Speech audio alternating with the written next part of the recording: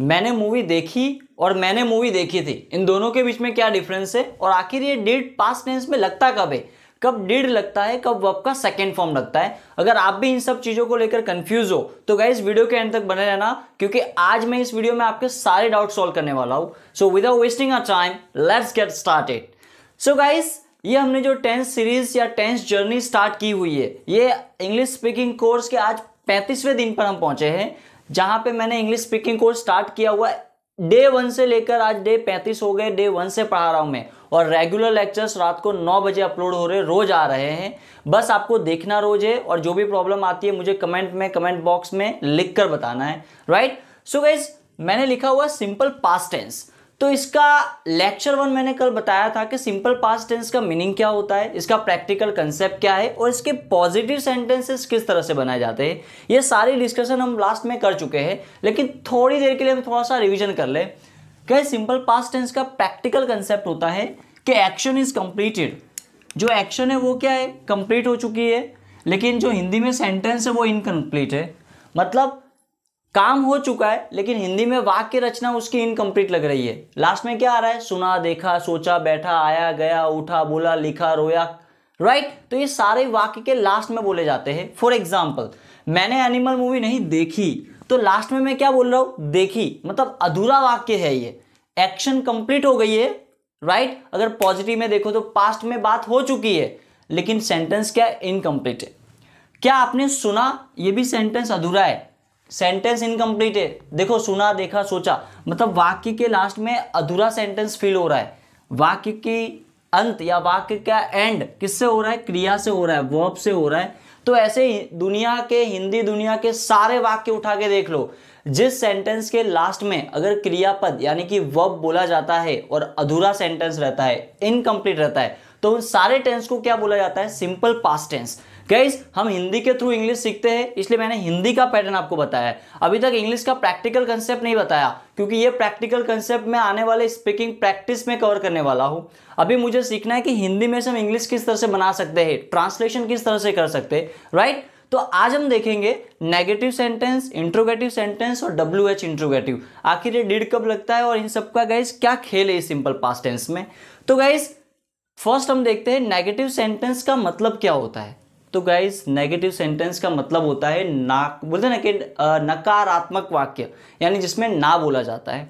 तो जब भी मुझे सिंपल पास्ट टेंस का नेगेटिव बनाना होगा, तो गाइस इसका पॉजिटिव सेंटेंस मैं आपको याद दिला दूं, सब्जेक्ट प्लस वर्ब का सेकेंड फॉर्म प्लस ऑब्जेक्ट होता था। कल के लेक्चर में हमने देखा था सब्जेक्ट प्लस वर्ब का सेकेंड फॉर्म प्लस ऑब्जेक्ट होता है।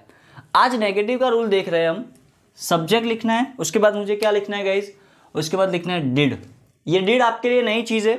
सिंपल प्रेजेंट टेंस में डू डज आता है, 2 चीजें आती है, उसमें सिंगुलर प्लूरल का ध्यान रखना पड़ता है। लेकिन पास्ट टेंस इतना इजी है ना, क्योंकि इसमें एक ही चीज है, did.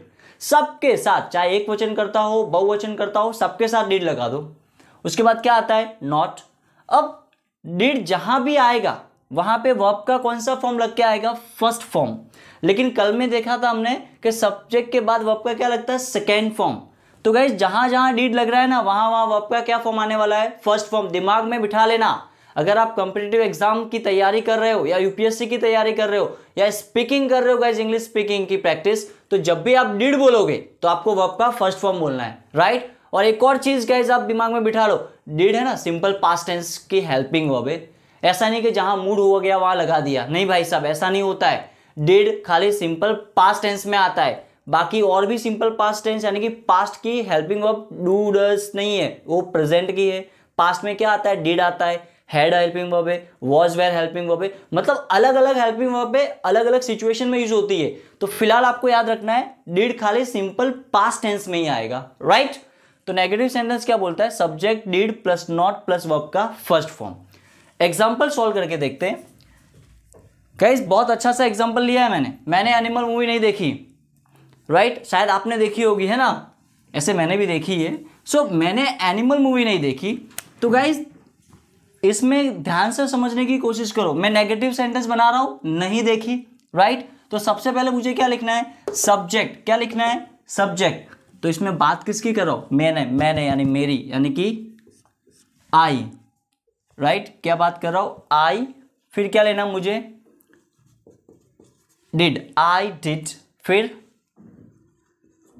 Not, I did not, फिर वर्ब का फर्स्ट फॉर्म क्या है, देखी, देखना यानी क्या होता है, see, I did not see Animal movie, I did not see Animal movie, या I did not watch Animal movie, right guys.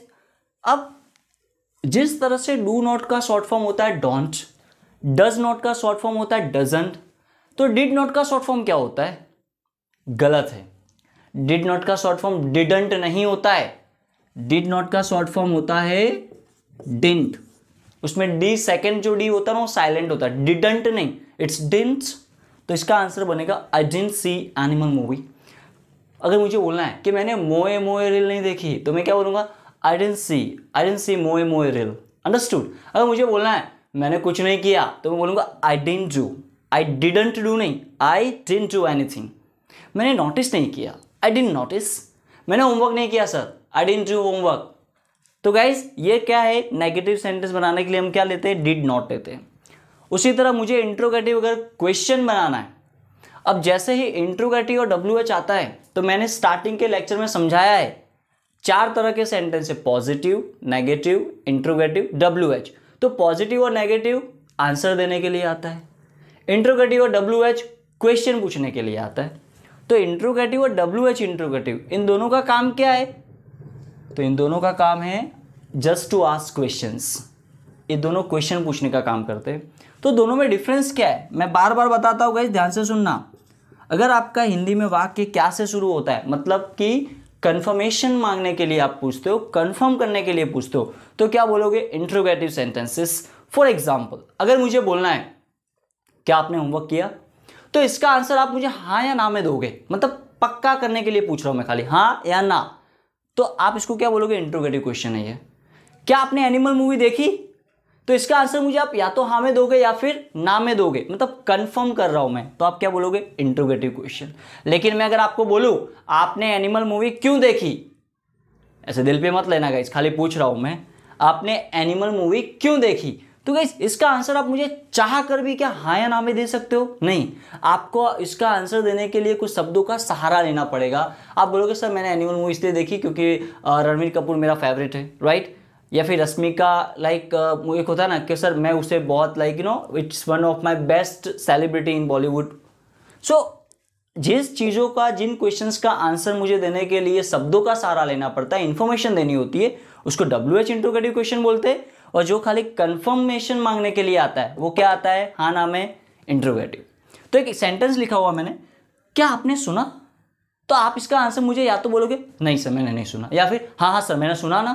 तो ये कौन सा है, इंट्रोगेटिव क्वेश्चन। तो इंट्रोगेटिव क्वेश्चन में क्या करना है गाइस, सब टेंस का पैटर्न एक जैसा ही है। अगर आपको 12 के 12 टेंस बहुत अच्छे से समझने हैं तो जाइए से पहले सिंपल प्रेजेंट टेंस को देखिए अच्छे से, और उससे भी पहले मैंने बताया कि टेंस किस खेत की मूली है, वो वाला वीडियो बनाया है। अगर आप उस वीडियो को देख लेते हो तो 12 के 12 टेंस का आप ओवरव्यू देख समझ लोगे, एक गेम समझ लोगे ये।